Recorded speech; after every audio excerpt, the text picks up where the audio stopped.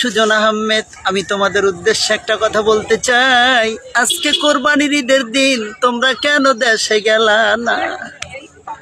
আরে সুজন রে, দেশে গেলে তো তোমার এই সময় এইখানে পাইতাম না। নাইম ইসলাম আমারে ফোন দিয়া কইল, হুজুর আপনি কোথায়? আমি কইলাম বাসায় আছি। কয় দেশে আছেন নাকি নারায়ণগঞ্জের মাটিতে আছেন? আমি বললাম নারায়ণগঞ্জে আছি।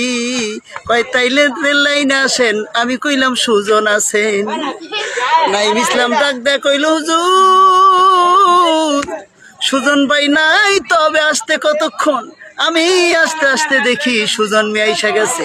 এই সুন্দর মুহূর্ত, বিকালবেলা সুন্দর মুহূর্ত, কত আনন্দ উপভোগ করলাম। সুজন আহমেদ রে, এই সময়গুলি যেন আমরা সারা জীবন মনে রাখতে পারি। আল্লাহ যেন আমাদের তৌফিক দিয়া দেয়। আমিন।